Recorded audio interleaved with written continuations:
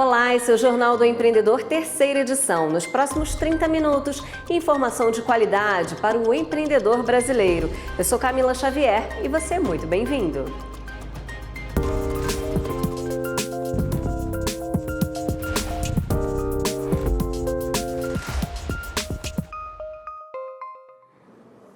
O futuro dos bares e restaurantes é debatido em congresso. Após a pandemia, o setor busca equilíbrio entre tecnologia e mão de obra. 9 em cada 10 pequenas empresas estão preocupadas com o meio ambiente. É o que mostra a pesquisa do Centro Sebrae de Sustentabilidade publicada em São Paulo. E na coluna Franchise, um especialista vai dar dicas de como montar uma equipe dentro de uma franquia. Essas e outras notícias você acompanha aqui no Jornal do Empreendedor, terceira edição.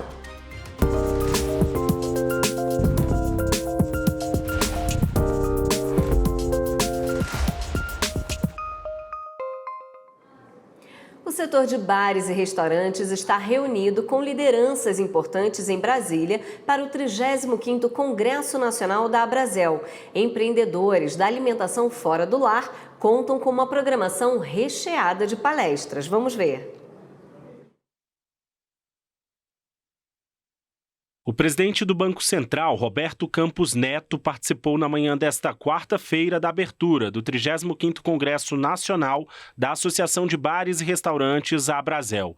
Campos Neto falou sobre a agenda da instituição e sobre a situação econômica do país. Quando as pessoas acham que vai ter mais inflação, geralmente elas têm menos confiança em consumir e vice-versa. Então, quando a inflação cai, a confiança do consumidor sobe. Por isso que a gente teve aí, recentemente, um dos maiores números de confiança de consumidor, porque a inflação está baixa. O evento é reconhecido por reunir líderes influentes de diversos setores, como, por exemplo, gastronomia, economia e tecnologia. A ideia é discutir a situação e as tendências para a alimentação fora do lar. E o desafio é mostrar para essa turma que, apesar de todo o avanço tecnológico, apesar dos desafios que a gente tem do digital, né? O restaurante antes era só na mesa do bar ou da mesa. Hoje não, você começa uma pré-venda no digital, você faz o delivery para levar. A tecnologia incorporou o dia a dia, mas o essencial é a relação humana, né? É cuidar do nosso time, é garantir que o consumidor esteja confortável e feliz e que a tecnologia possa ser um meio e não um fim. São 2 dias de evento em torno do tema Na Era Digital, o Ser Humano. 40 palestras abordam a visão de futuro no marketing de bares e restaurantes, as soluções digitais para o aumento da produtividade e o empreendedorismo feminino, entre outros. O Fernando empreende na área de bares e restaurantes há cerca de 20 anos. Ele tem um estabelecimento em Belo Horizonte e veio a Brasília para acompanhar a programação. Ver grandes nomes falando para pequenos empresários, isso é muito importante. E ver a importância também de uma associação, né, de se juntar, ganhar força como setor que emprega tanto, que gera tanta renda. E quando a gente, como empresário, está num congresso como esse, a gente aprende muito para voltar para nossa casa, voltar para Belo Horizonte, com novidades, com inovações, que é o que eu acho que movimenta o setor, gera produtividade, gera conhecimento, gera muita informação, gera muito relacionamento. Então, acho que esse tripé, conhecimento, informação e relacionamento, ele é visto aqui dentro desse congresso. Quem participa do congresso também tem acesso a essa área chamada Feira Farofa. Por aqui são vendidos produtos que vão de doces a artesanatos. A ideia é valorizar os pequenos empreendedores locais. Oportunidade perfeita de expor os produtos, poder apresentar degustações, né? São pessoas que vêm de outros estados, então isso agrega muito ao nosso negócio, né?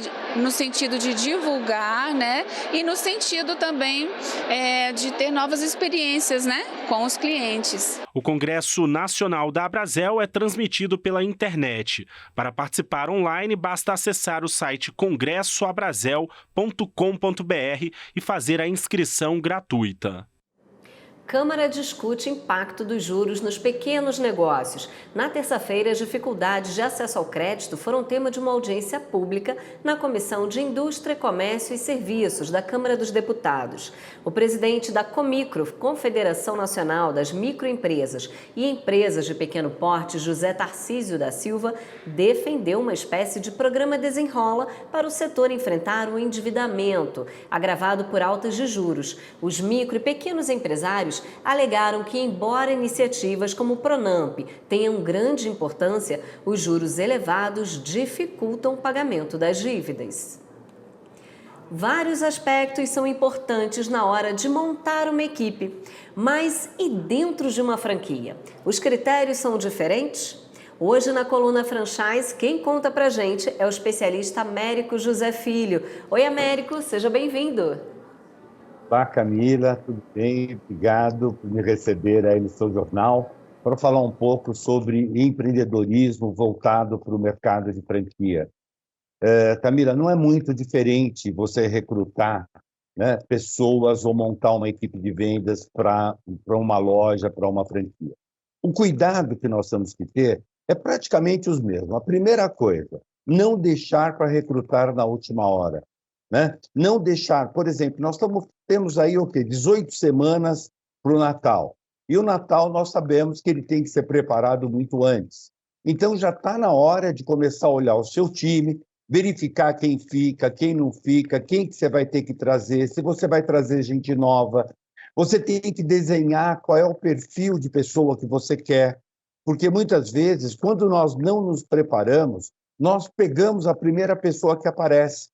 Então, a primeira coisa é desenhar um perfil. Você precisa de uma pessoa mais agressiva, você precisa de uma pessoa mais calma, você precisa de uma pessoa que tem mais habilidades em comunicação, você precisa de uma pessoa que saiba demonstrar um produto, porque muitas vezes você fala assim, mas eu preciso de um vendedor, né? Eu preciso de alguém que fale muito. Mas o fato de falar muito não significa que ele é um bom vendedor. O fato de falar muito é que ele fala muito. O vendedor ele tem que falar o suficiente para manter um diálogo com o cliente e ele conseguir vender. Então, a primeira coisa, desenhe o perfil dessa pessoa que combine com o seu negócio, certo? Quer dizer, se você trabalha com roupa, se você trabalha com brinquedos, pensa, por exemplo, uma pessoa para vender brinquedos, ela tem que ser uma pessoa jovial, uma pessoa com uma pegada mais risonha, uma pessoa que não tem medo de segurar o brinquedo, de ajoelhar. Então, você precisa ter uma pessoa mais dinâmica. Se você vende roupa, qual é o estilo de roupa que você vende? São mais roupas para senhor? Se são roupas para senhor, de repente, será que não vale a pena você ter uma pessoa um pouco mais calma, uma pessoa que saiba argumentar, que saiba fazer as combinações, que entenda, né, como é que essa pessoa vai utilizar a roupa, como ela utiliza. De repente, é uma roupa mais jovem, é uma coisa, né, uma pegada mais jovem, mais dinâmica. Então, você precisa de alguém, sabe, que pode ser até uma pessoa que tenha tatuada, uma pessoa que, sabe, que desenvolve uma comunicação mais rápida. Então, a primeira coisa que você tem que fazer é desenhar qual é o perfil de pessoa que você está buscando, ok? Você tem que prestar atenção nisso. E isso entra tudo, até religião. Né? De repente, você contrata pessoas que não combinam com você. E aí, tudo que aquela pessoa faz, ela vai te irritar, mas você só descobriu isso depois que a pessoa entrou. Então, começa primeiro a desenhar, a escrever qual é o perfil da pessoa, qual é a faixa etária que é interessante. Ela deve morar perto, ela mora longe, até quantas condições é aceitável para trabalhar com você. Porque, de repente, você acha uma pessoa muito boa, mas ela tem que tomar 3 ônibus, 2 ônibus, né? Então, de repente, da região que ela mora, assim que ela encontrar alguma coisa mais próximo da casa dela, a tendência é ela ficar. Então, a partir do momento que você desenvolveu esse perfil, vamos continuar um pouquinho. É casada, é solteira, com filho, sem filho, tudo isso você tem que definir, né, antes de começar a procurar. Quando você começa a procurar, vem assim, por onde eu começo? Eu procuro aonde?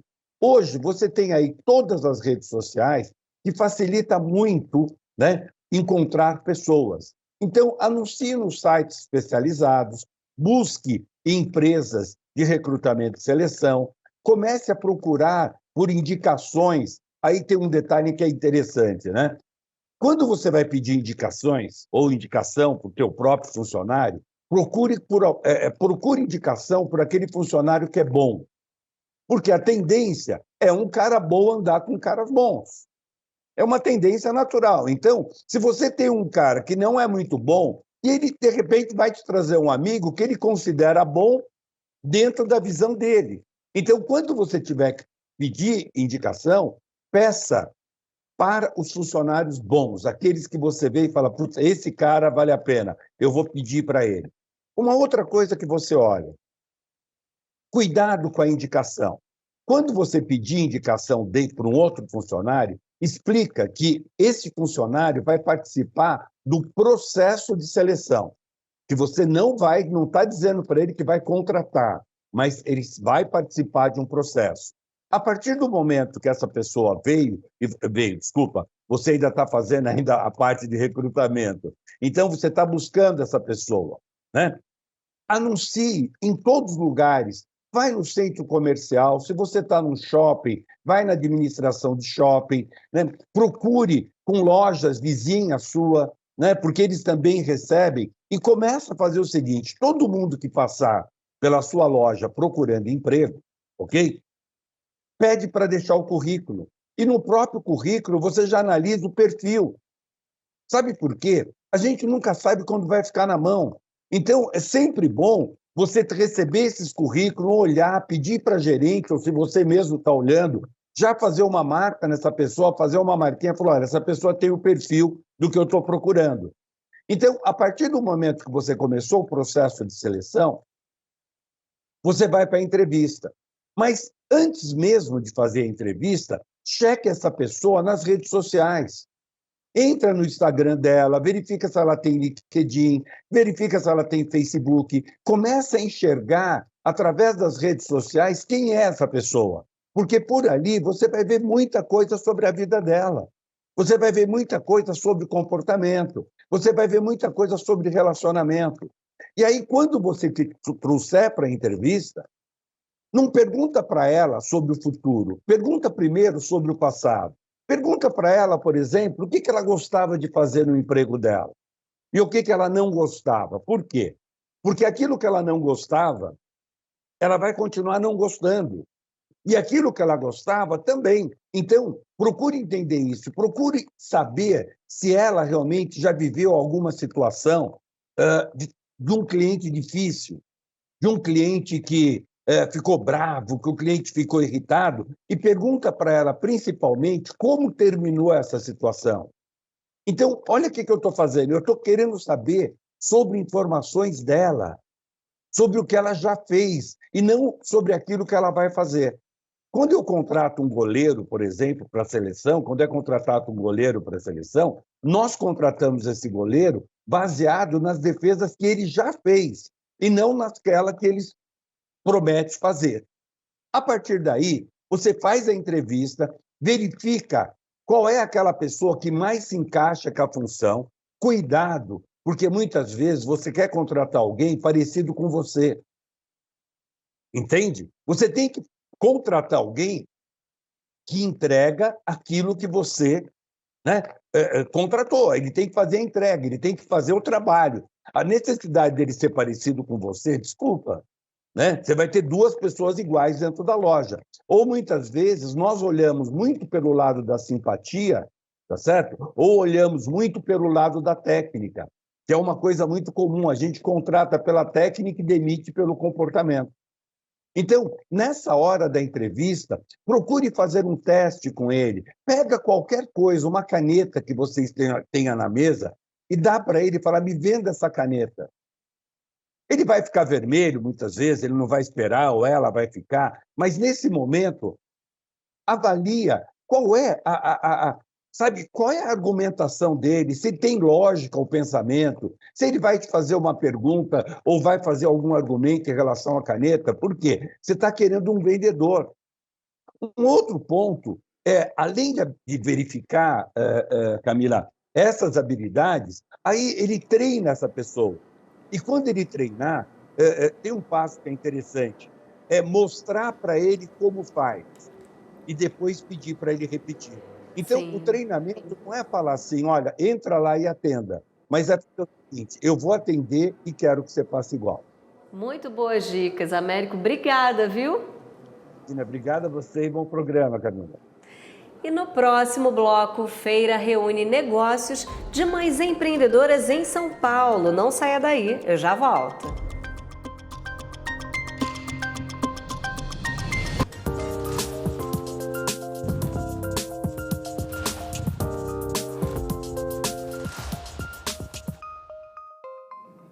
Jornal do Empreendedor, terceira edição, está de volta ao vivo para todo o Brasil. Um lugar de acolhimento para mães que são donas do próprio negócio. Essa é a ideia da Pitanga, uma feira que reúne marcas do varejo infantil criadas por empreendedoras, em sua maioria mães. A próxima edição dessa feira já tem data, local e 40 marcas confirmadas. E para falar sobre essa iniciativa que celebra a maternidade e o empreendedorismo, já está aqui comigo a Denise Nis. Boa noite, Denise, tudo bem? Boa noite, tudo bem? Agora Obrigada. sim, tudo bom, Denise? Tudo ótimo. Denise, para a gente começar, me conta, essa ideia sua surgiu por uma dificuldade de voltar para o mercado de trabalho após você ter tido filhos, foi isso? Na verdade, também, não só, mas também. Depois que os filhos chegam, é óbvio que nós, mães, somos impactadas, né? Acho que essa mudança começa no corpo e se estende a todas as esferas da nossa vida. Mas o que eu senti naquele momento, há quase 8 anos atrás, é uma lacuna no mercado. Eu não encontrava os produtos que eu gostaria de consumir para minha filha naquele momento e eu comecei a pesquisar. Comecei a ir atrás dessas marcas que ofereciam esse olhar um pouco mais atento ao design infantil, ao design para a infância, e senti que havia esse espaço para criar um projeto com essa temperatura aqui em São Paulo. E foi assim que nasceu o Pitanga. A primeira edição foi super pequena, com 10, 12 marcas, e era um teste para a gente sentir se haveria a receptividade do público, se haveria interesse das marcas e também das outras mães, das famílias que buscam consumir design, e deu muito certo. Na segunda edição, foi uma edição de Natal, ainda muito pequena, mas no próximo ano, em 2016, a gente migrou para a Casa Pan-Americana, que é uma casa com 1.000 metros quadrados, completamente adaptada para receber carrinhos de bebê e toda a estrutura que uma criança pode precisar. E a gente ampliou um pouco o conceito, estendendo para uma experiência de consumo afetivo e num ambiente extremamente acolhedor para as mães. Então, quem vai ao Pitanga hoje, além de encontrar entre 40 e 50 marcas selecionadas por nós, a mãe vai poder ter um contato direto com quem produz essas marcas, com quem está pensando o design para a infância hoje no Brasil, mas vai poder também fazer um spa e ter 10, 15 minutos de respiro no meio da rotina com as crianças. É uma atividade gratuita que a gente oferece há 7 anos. São cerca de 90 vagas para as crianças se inscreverem em oficinas com foco nas idades de 0 até 10 anos. Os bebês pequenininhos, eles são convidados e estimulados a brincar num ambiente feito por psicopedagoga. É uma experiência única e 100% gratuita. Tudo isso sem patrocínio. Não me pergunte como, mas a gente consegue fazer. Muito legal, muito interessante a ideia, gostei bastante. Nasceu, então, você identificou uma oportunidade nesse segmento no mercado, né? Foi assim que nasceu a Pitanga, muito legal. E quais os produtos que vocês vendem lá? Bom, a gente tem 4 chaves básicas, assim, gastronomia, literatura, que eu acho um ponto de partida para formar não só leitores, mas crianças que têm interesses em mundos imaginários. é um estímulo ao sonho, é um estímulo à fantasia, e eu pessoalmente acredito que não existe infância sem a possibilidade de ensinar a criança a sonhar. A gente tem moda e calçados.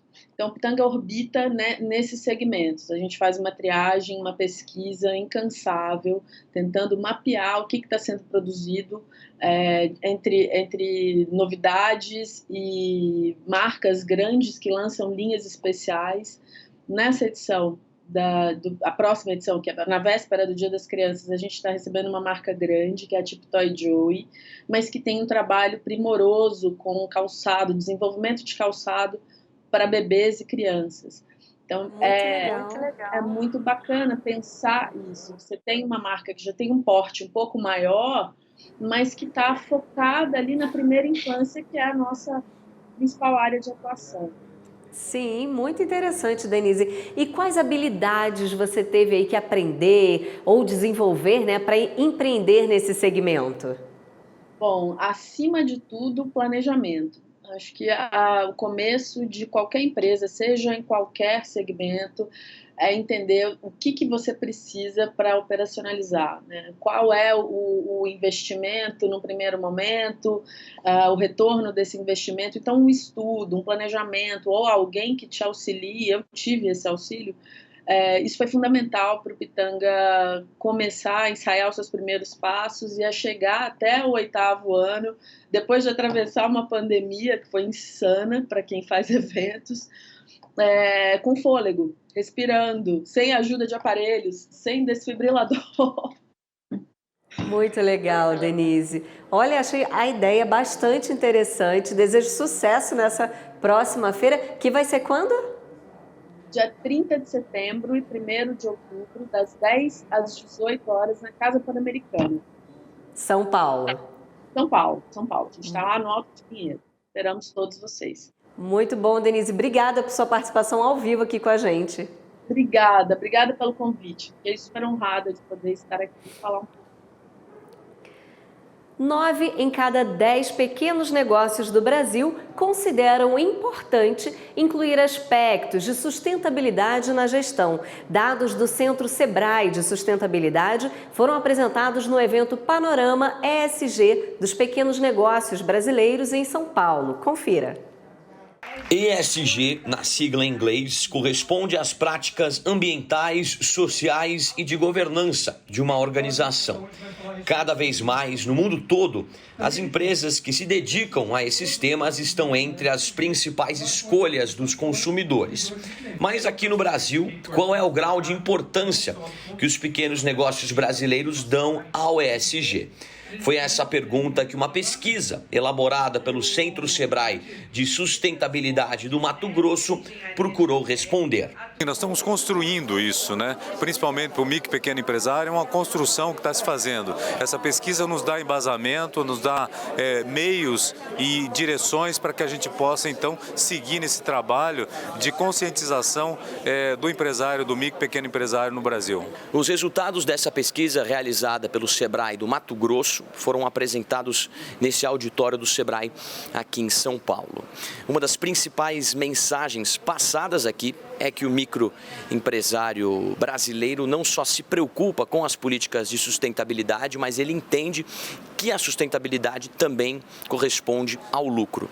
De acordo com essa pesquisa, Panorama ESG dos pequenos negócios brasileiros, quase 80% das micro e pequenas empresas no país adotam políticas de proteção do meio ambiente e a maioria dos empresários acredita que essas políticas ambientais e sociais afetam os negócios. Fica muito claro hoje que a empresa não só ela tem melhores resultados quando ela tem boas práticas, né, ambientais, sociais de governança, mas também ela tem mais oportunidades de negócio e essas oportunidades só vão aumentar na medida em que as grandes empresas vão precisar para suas cadeias produtivas de empresas fornecedoras menores, qualificadas e atentas e capacitadas para se engajar nessas práticas. O levantamento feito com empresas do Brasil todo também mostrou que só 14% dos entrevistados ouviram falar de ESG. Por outro lado, fica o alento. Mais de 70% já ouviu falar do termo sustentabilidade empresarial e mais de 90% consideram importante a inclusão de aspectos ESG em sua gestão. As empresas já fazem a adoção dessas práticas, mesmo sem ter conceitualmente entendido o que significa o ESG, ou ecotécnicas, ou práticas de sustentabilidade. Mais do que isso, é a consciência que essas empresas já têm em prol desse protagonismo brasileiro para essa Agenda 2030, ou essa agenda imperativa da sustentabilidade. Lógico que da nossa parte do Sebrae é importante levar as melhores práticas, experiências de gestão para que essas empresas possam cada vez mais implementar essa prática e nós apoiarmos essa jornada. A pesquisa também abordou o papel das empresas na sociedade. Será ele mais voltado para fins lucrativos ou será que esse papel deve ser mais abrangente, com uma responsabilidade maior? O que nós precisamos trazer, e principalmente para uma pauta de discussão para o futuro, é não só a transição para a tecnologia, a inteligência artificial, mas as relações humanas serem cada vez mais humanizadas. E essa humanização, dessa preocupação para com o seu ecossistema dos pequenos negócios, faz todo sentido quando você faz o engajamento de pessoas, clientes, consumidores, grandes empresas, parceiros, toda a governança em prol daquele território para desenvolvimento territorial. O recado está dado. As empresas que visam ao lucro precisam também prestar atenção em valores sociais, ambientais e de governança. Ao empresário, cabe estar pronto para um cenário empresarial que prioriza a sustentabilidade. Ser sustentável, ter bons modelos de governança e ter impacto social transcende o lucro da empresa. A empresa hoje tem que ter um papel, na verdade, de impactar a sociedade e é isso que vai fazer a diferença dela para o seu concorrente. Na verdade, a sustentabilidade, inclusive, gera economia do processo de produção, mas mais do que isso, gera um diferencial para um consumidor cada vez mais consciente, para uma sociedade mais consciente, e estabelece uma coisa mais profunda, que é um pacto com as próximas gerações, né? E pensar que o planeta não é para nós, é para todos que virão. O Jornal do Empreendedor, terceira edição, fica por aqui. Para você, uma ótima noite e a gente se vê amanhã.